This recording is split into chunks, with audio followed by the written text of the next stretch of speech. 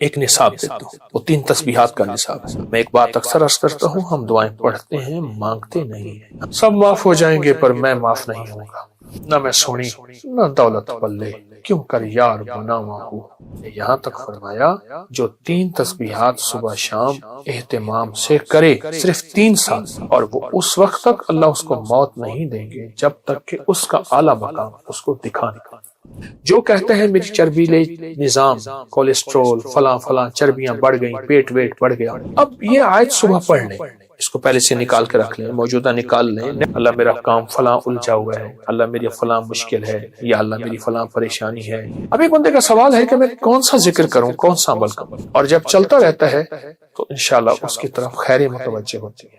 ہر بندے کو ایک تسبیح بتاتے تھے، ذکر بتاتے تھے، اعمال بتاتے تھے۔ اب ایک بندے کا سوال ہے کہ میں کون سا ذکر کروں، کون سا عمل کروں۔ ہمارے بڑے بتاتے ہیں کہ اپنے آپ کو کسی کے حوالے کر، جسے پیر و مرشد کہتے ہیں۔ سارے معمولات کر سکتے ہیں، یا پھر اپنے آپ کو کسی کے حوالے کر، پھر وہ جیسے اپنے معمولات تمہیں دے وہ ویسے کرے۔ اس کی مثال یوں دیتے ہیں جیسے ہر دوا شفا ہے، اور میرے لیے کون سی دوا شفا ہے؟ ہر دوا بیماری کا علاج ہے، ہر جڑی بوٹی بیماری کا علاج ہے، ہر گولی کیپسول ٹیکا بیماری کا علاج ہے، پر میرے لیے کون سی دوا ہے؟ یہ بہت ضروری ہے، یہ بہت ضروری ہے۔ اگر آپ کو اللہ کا کوئی نیک بندہ مل جائے تو اس سے اپنے اذکار منتخب کرا لیں، اور اس سے بڑا فائدہ ہوتا ہے۔ انسان جو ہے وہ پھر اس ترتیب سے اس روحانی دنیا سے چلتا رہتا ہے، اور جب چلتا رہتا ہے تو انشاءاللہ اس کی طرف خیر متوجہ ہوتی ہے، رحمت متوجہ ہوتی ہے۔ میں آج آپ کو ایک نصاب دیتا ہوں، وہ 3 تسبیحات کا نصاب ہے۔ ایک تسبیح تیسرا کلمہ، ایک تسبیح درود پاک، اور ایک تسبیح استغفار۔ تیسرا کلمہ پڑھنا ہے اللہ کی عظمت کے استحضار کے ساتھ۔ میں ایک بات اکثر عرض کرتا ہوں، ہم دعائیں پڑھتے ہیں مانگتے نہیں ہیں۔ ہم نے یہ ایک تسبیح مانگ کے پڑھنی ہے، سبحان اللہ، اللہ کی عظمت کا استحضار، والحمدللہ، ولا الہ الا اللہ، واللہ اکبر، ولا حول ولا قوت الا باللہ العلی العظیم۔ اور درود پاک سرور کونین صلی اللہ تعالی علیہ وسلم کے احسانات کا استحضار ہو، ماں کا احسان، باپ کا احسان، استاد کا احسان، کسی محسن کا احسان، اور کائنات میں سب سے بڑا احسان میرے کملی والے کا ہے، میرے آقا۔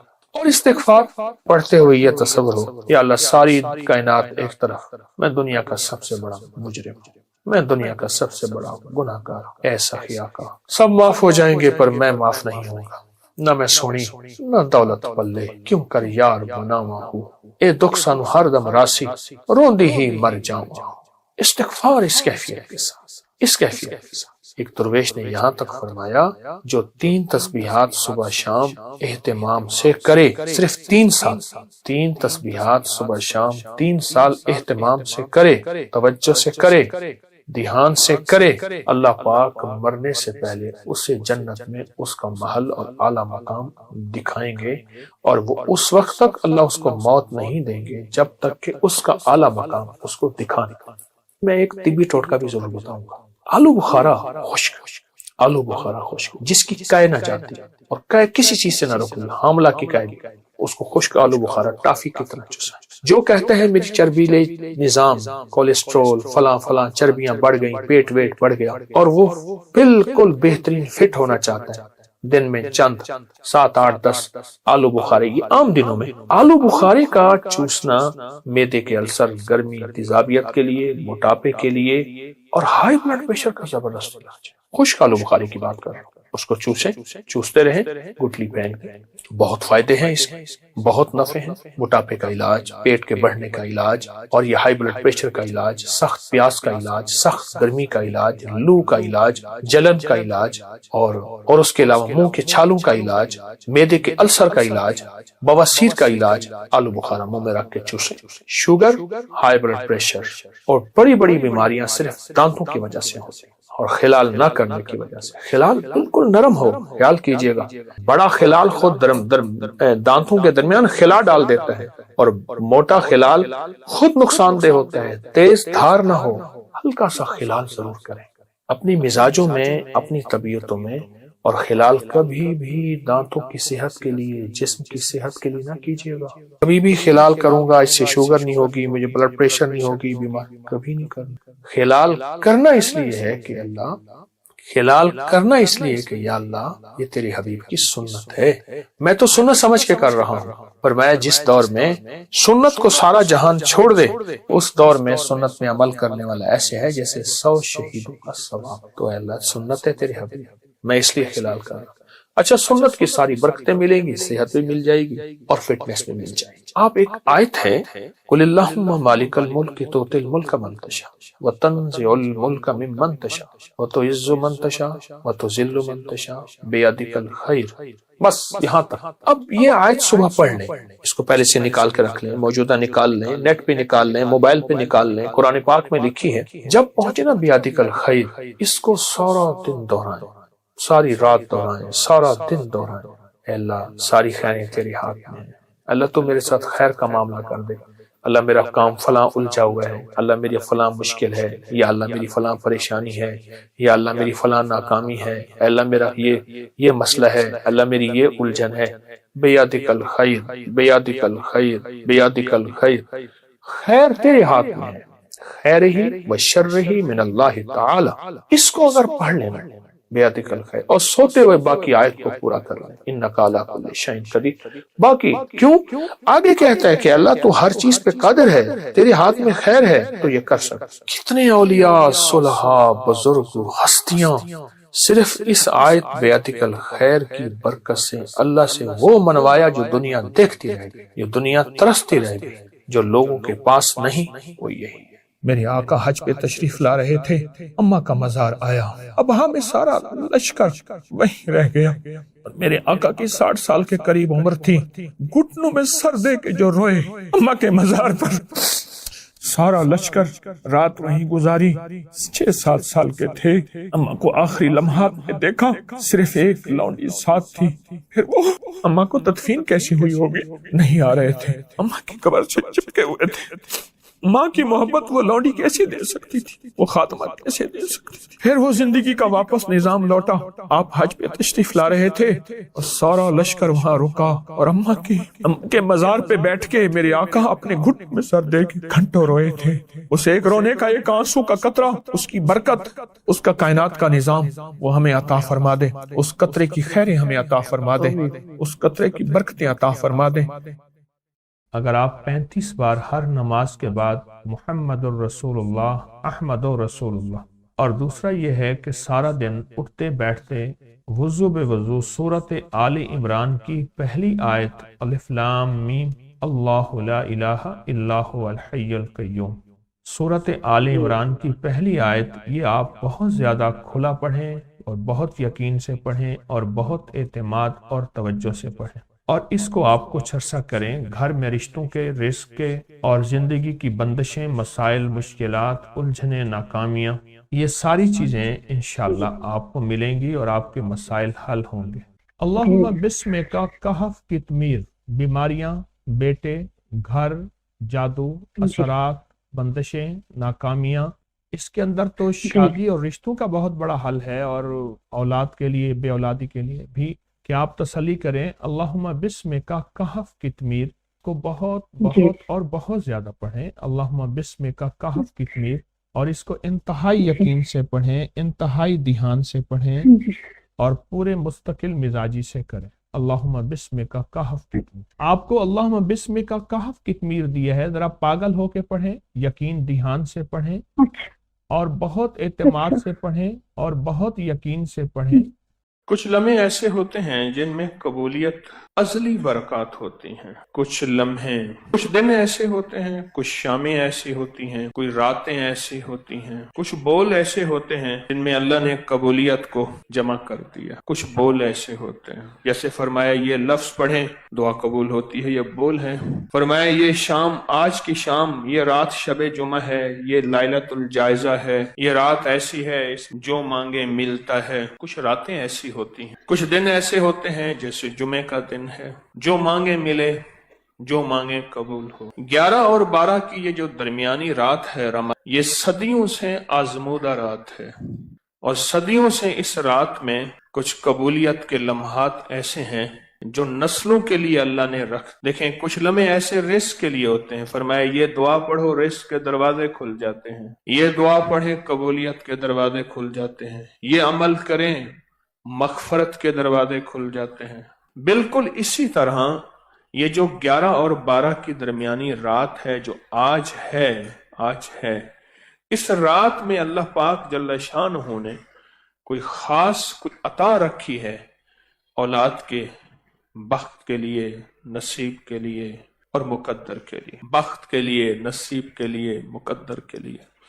مجھے وہ گھر یاد ہے اچھی طرح سے. وہ نواب کا وزیر تھا اور نوابی دور تھا، اور وہ دور جب نواب ہوتے، اس کی بہت بڑی حویلی تھی، بہت بڑا گھر تھا، بہت بڑی حویلی تھی. شاید اس نے اپنے لیے سب کچھ مانگا، اولاد کے بخت اور نصیب کے لیے نہ مانگا. اس نے اپنے لیے سب کچھ مانگا، اور یوں اس کی آنکھیں بند ہوئیں، اور پھر بخت بھی گیا، نصیب بھی گیا، مقدر بھی گیا، رزق بھی گیا، راحت بھی گئی، آرام بھی گیا. معلوم یہ ہوتا ہے اس بندہ خدا نے 11 اور 12 کی رات کو کیش نہیں کیا تھا، نسلیں ایش نہ کر سکیں، نسلوں کے مقدر اور بخت نصیب نہ بن سکے، بخت اور نصیب نہ بن سکے. اور بیٹے اپنی دنیا میں ایک چہتی بیٹی تھی. میں چھوٹا سا تھا، میں نے اس کا کفن دیکھا، اور اس کا کفن آخری درجے کا گھٹیا کپڑا تھا. اس کا کفن وہ تھا کیونکہ گھر میں غربت تھی، اور میرا گمان یہ ہے کفن بھی وہ نہیں دے سکے تھے، تو میں نے مل جل کے کفن کی ترتیب بنائی تھی. چہتی بیٹی، ایک چہتی بیٹی، اور 2 بیٹے تھے. اور غربت ایسی آ گئی کہ ایک دفعہ گھر میں کچھ نہیں تھا، ایک دفعہ گھر میں کچھ بھی نہیں تھا. سوچتے سوچتے دیکھا کہ یہ ڈیوڑی ہے، اس پہ بڑے بڑے موٹے گارڈر لگے ہیں لوہے کے، ان گارڈروں کو نہ بیچ دیا جائے. بندے کو لے آئے، کہنے لگے چھت کو توڑ دے، گرا دے، گارڈر لے جا، بول کتنے پیسے دیں گے. اس نے آدھی نہیں چوتھائی قیمت کہا، اتنے دوں گا. کہا ادھر لے، پیسے دے، آج کی روٹی ہو جائے کل دیکھا جائے گا. میں نے وہ ڈیوڑی گری، گارڈر گرے، اور وہ سارا سنسان جگہ دیکھی ہے. کبھی کبھی ایسا ہوتا ہے انسان کے پاس عہدہ، مال، چیزیں، دولت، مقدر، سب کچھ، لیکن بخت اور نصیب اور مقدر نہیں ہوتا. پھر نسلوں میں فقر، فاقہ اور غربت چھوڑ کے کوچ کر جاتا ہے. نسلوں میں فقر، فاقہ، غربت چھوڑ کے کوچ کر جاتا ہے، اور یوں چلا جاتا ہے اور بساط سمیٹ کے چلا جاتا ہے. میرا اللہ ہر سال موقع دیتا ہے 11 اور 12 کی رات کو، آ جاؤ میرے بندے، میری رحمت موجود پہ ہے، تمہیں سہولت ہے رزق کی، تمہارے پاس سہولت ہے سواریوں کی، تمہارے پاس سہولت ہے گھر کی اور چھت کی، تمہارے پاس سہولت ہے لباس کی اور اچھی نعمتوں کی. میرے بندے مجھے یہ بتا دو، تمہاری زندگی میں یہ سہولت رہے گی، یا تمہاری زندگی میں تمہیں فقر اور غربت دکھا دوں گا اور تنگ دستی دکھا دوں گا، اور تمہاری زندگی میں تمہیں میں منگتا کر دوں گا. 100 روپے کا نوٹ تھا، 100 روپے کا بڑا نوٹ ہوتا تھا، لال بڑا نوٹ 100 روپے کا، بند ہو گیا. اسی نوٹ میں وہ سگریٹ پیتا تھا، اسی نوٹ کے اندر سگریٹ کو لپیٹتا تھا، اور نوٹ ساتھ جلتا تھا، اور 100 روپے کے نوٹ کے ساتھ سگریٹ پیتا تھا. میں نے خود دیکھا، مجھ سے دوائی لینے آتا تھا تو نوٹ ایسے نکالتا تھا. کیوں؟ باپ کی جائیداد بیچتا رہا، ایک ہی بیٹا تھا، بیچتا رہا. کیوں؟ باپ نے مال بنایا تھا، جائیداد بنائی تھی، اس کے لیے اونٹ، اس کے لیے گائیں، اس کے لیے بھینسیں، اس کے لیے باڑے، اس کے لیے کوٹھیاں، اس کے لیے گھر.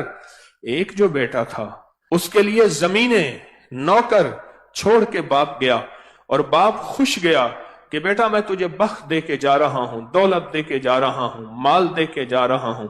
لیکن نہیں، باپ نے اس کو دولت دی تھی، مال دیا تھا، بخت نہیں دیا. 100 روپے کے نوٹ میں سگریٹ پیتے میں نے دیکھا. نوٹ ساتھ جل جاتا تھا، لوگ حیران ہوتے تھے. اس دور میں جب 1 روپے کے 16 سگریٹ آتے تھے، 1 روپے کے 16 سگریٹ آتے تھے اچھی برانڈ کے، وہ اس 100 روپے کے نوٹ میں سگریٹ پیتا تھا. پھر سب کچھ لٹ گیا، سب کچھ ختم ہو گیا. پھر ایک وقت دیکھا کہ اس نے بازو پہ زخم کیے ہوئے تھے، ادھر بھی، اور کہتا تھا لوگوں آنا دے دو. اور لوگ اس کے زخمی جسم کو دیکھ کے، جس میں پیپ بہتی تھی، جس میں خون بہتا تھا، اس کو آنا دے دیتے تھے. ایک فرشی ونڈ ہے، ایک فرشی تقسیم ہے، ایک عرشی تقسیم ہے. ہم فرشی تقسیم پہ مطمئن ہو جاتے ہیں. یہ اس بیٹے کا حصہ، یہ میرا مرجی، یہ اس کا حصہ، یہ میرے بڑھاپا، یہ میری زندگی، یہ اس کا حصہ، یہ ہم تقسیم کر دیتے ہیں. لیکن یہ ہماری تقسیم بعض اوقات عرشی نظام کے موافق نہیں ہوتی، مخالف ہوتی ہے. عرش والا کہتا ہے ٹھہر جا، تو نے اس کے لیے سب کچھ مانگا، بخت مقدر نصیب نہیں مانگا، وہ میرے پاس ہے. پھر میں یا تیری زندگی میں یا تیری زندگی کے بعد میں اسے ذلیل خوار منگتا کر کے دکھاؤں گا. اندرون سندھ کی بات ہے کہ اس نے بیٹیوں کی شادیاں نہ کی، اور صرف اس لیے نہ کی کہ جائیداد تقسیم ہو جائے گی، میری دولت، میرا مال، میری زمینیں کسی اور کے پاس چلی جائیں گی. بیٹیوں کی شادی ہوگی، داماد حصہ مانگیں گے یا بیٹیاں حصہ مانگیں گی، نام ہی مانگے مجھے دینی پڑے گی. شادیاں نہ کی. باپ کا آخری وقت آیا، موت کی کشمکش تھی. باپ سے کہا با ساری عمر آپ کی خدمت کرتی رہیں، آج ہمارے لیے ایک دعا کر دو، ہم دعا کرتے ہیں، آپ آمین کہہ دیں. باپ نے کہا بیٹا میرا آخری وقت ہے، آپ خدمت کرتے رہے، آپ دعا کرو، آمین کہیں. بیٹیوں نے مل کے دعا کی، اے اللہ ہمارے باپ کو جہنم دے دے. باپ نے کہا آمین اور مر گئے. اور پھر بیٹیاں جاتی تھیں، روز باپ کی قبر پہ لانتے مار کے آتی تھی. ایک دفعہ جھگڑا ہو گیا، جس نے دیکھا مجھے اس نے بتایا، معتبر آدمی نے کہا جھگڑا ہو گیا، یہ کیوں کر رہے ہو؟ انہوں نے کہا ہمارا باپ ہے، تمہارا کیا تعلق ہے؟ سب کچھ پایا، سب محنت کی، پر ان راتوں میں، ان لمحوں میں، جن راتوں میں کائنات کے راز ملنے ہیں، جن راتوں میں کائنات کے مقدر بٹنے ہیں، جن لمحوں میں اللہ کا تعلق نصیب ہونا ہے، اور جس وقت میں اس کا فیضان اور کرم عرشوں سے فرشوں پہ آنا ہے. آج بھی کتنے لوگ ہیں جن کو 11 اور 12 کی رات کا کوئی پتہ نہیں، کتنے لوگ ہیں جن کو 11 اور 12 کی رات کی کوئی خبر نہیں، اور جن کو 11 اور 12 کی رات کا کوئی احساس نہیں ہے. اس رات کی طاقت کیا ہے؟ یہ میں نے نہیں بنائی، مستند کتابوں میں محدثین فقہا نے صدیوں سے اس رات کے عمل کی طاقت، اس رات کے عمل کی تاثیر، اور اس رات کا عمل کا آزمودہ ہونا یہ صدیوں سے چلا آ رہا. اس فقیر کو اللہ نے توفیق دی، اس بھولی بسری کہانی کو پھر سے زندہ کر دیا. میں نے خود نہیں بنائی، وہ بھولی جو کہانی تھی، وہ بھولا قصہ تھا، وہ بھولا نظام تھا، اس کو پھر سے زندہ کرنے کی کوشش کی کہ امت اور انسانیت کو خیر ملے، امت اور انسانیت کو نفع ملے، اللہ کی مخلوق کو فیضان اور برکات کے دروازے کھلیں. ورنہ سچ پوچھیں، گردش ایام جو آج مہنگائی ہے، آج سے 2-4 سال پہلے کسی نے نہیں سوچی تھی. اور اس کے آگے کیا ہونا ہے، اور کیا ہونا ہے، کہاں تک ہم جائیں گے، کہاں تک ہم پہنچیں گے، اس سے آگے زندگی کیسے گزرے گی، حالات کیسے گزریں گے، کوئی خبر نہیں. پر جس کے لیے عرشوں سے فیصلے ہو چکے ہیں نا، جس کے لیے غیبی نظام عرشوں سے بن چکا ہے، اس کو کوئی پرواہ نہیں ہے. اس کا اللہ ہے، اور اللہ کفیل بھی ہے، وکیل بھی ہے، حافظ بھی ہے، حفیظ بھی ہے، ناصر بھی ہے، نصیر بھی ہے. ایک بزرگ فرماتے ہیں قحط کا زمانہ تھا، لوگ مٹھی مٹھی گندم اور جو کو ترس رہے تھے. میں نے ایک باندی کو دیکھا، گنگناتی ہوئی گلی میں جا رہی ہے، چہرے پہ کوئی فقر، غربت، تنگ دستی کا کوئی احساس نہیں ہے. میں نے کہا اللہ کی بندی، لوگ بھوکے مر رہے ہیں، تو گنگناتی ہوئی جا رہی ہے، تجھے کوئی احساس نہیں. کہا، جواب سنے، کہا میرے آقا کے پاس غلے کے گودام اور کوٹھے بھرے ہوئے ہیں، مجھے کیا پریشانی ہے، مجھے کون سا خوف ہے، مجھے کیا غم ہے، میرے آقا کے پاس غلے کے گودام اور کوٹھے بھرے ہوئے ہیں. کہا میں سن کے حیران ہوا، اس کو اپنے آقا پہ اتنا یقین ہے، مجھے تو اپنے آقا پہ اتنا یقین نہیں ہے. اس کا آقا وہ ہے، ایک بندہ ہے جس کو موت ہے، اور میرا آقا وہ ہے، ایک رب ہے جو موت سے پاک، فنا سے پاک، زوال سے پاک، بھوک سے پاک ہے. اس کے پاس عطا ہی عطا ہے، اس کے پاس عزت ہی عزت ہے، اس کے پاس وقار ہی وقار ہے، اس کے پاس شان و شوکت ہی شان و شوکت ہے. میرا آقا تو وہ ہے، میرا آقا تو وہ ہے. مجھے ایک صاحب کہنے لگے ہم ابھی چھوٹے چھوٹے تھے تو 11 اور 12 کی رات کو ہم بہن بھائیوں کو ہمارے والد کہتے تھے یہ نفل والا عمل کر لیں. کتنے نفل پڑھنے ہیں؟ 12. یہ پڑھ لیں. کہا کہ میری ایک بہن پڑھتی تھی، باقی کوئی نہیں پڑھتا تھا. والدین پڑھتے تھے، دعا کرتے تھے، باقی کوئی نہیں پڑھتا. عمر بڑی ہوئی، رشتوں کی ترتیبیں بنی، رشتوں کا نظام بنا. وہ جو میری بہن جو نفل پڑھتی تھی اس کے لیے ایک غریب کا رشتہ آیا. ماں کہنے لگی بیٹی نفل تو ہی پڑھتی تھی اور رشتہ ہی تیرے لیے غریب کا آ گیا. مناسب رشتہ ہے بیٹی، تیری جا مقدر نصیب ہے. اماں نے شادی کر دی، شادی ہو گئی. باقی جتنے رشتے تھے سب خوشحال تھے اور وہ بیٹی غربت میں گئی. کہا کہ غربت کے اس نے صرف 2 سال 2.25 سال دیکھے. 2 سال کے بعد قدرت کا ایسا کوئی نظام چلا، ان کے پاس جائیداد، مال اور چیزیں خود بخود ایسے آنا شروع ہو گئے. اس کا حصہ تھا اس کے پاس آ گیا، اس کا نظام تھا اس کے پاس آ گیا.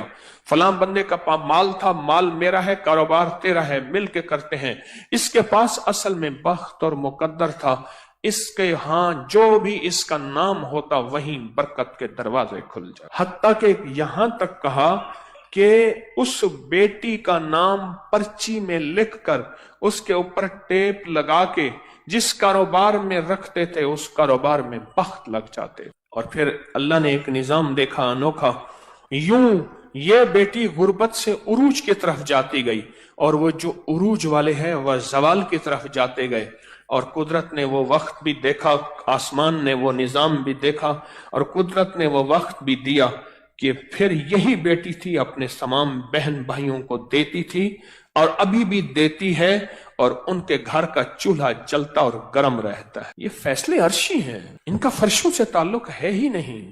یہ عرشی نظام ہے جو چل رہا ہے.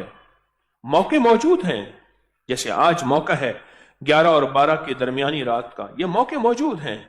پر ان موقعوں کو بخت جب بیدار تھا بدبخت آنکھیں سو گئیں. بخت جب بیدار تھا بدبخت آنکھیں سو گئیں. یہ موقع ہیں، ان کو لے لیں. اور کہا کہ پھر اس کا نام کاغذ اور پرچی پہ لکھا جاتا تھا. اس کا نام کاغذ اور پرچی پہ لکھا جاتا تھا اور اس کا نام کاغذ اور پرچی پہ لکھ کر وہ بس بختی بخت تھا. اس کا نام کافی، اوپر سے فیصلے ہو چکے تھے. اولاد کی شادیوں کے لیے لوگ کہتے ہیں انتظار کرو 11 اور 12 کی درمیانی رات آئے گی، گڑ گڑا کے توجہ دھیان سے نفل پڑھیں گے، دعا مانگیں گے، کام ہو جائے گا، مسئلے حل ہو جائیں، رحمتوں کے دروازے کھل جائیں.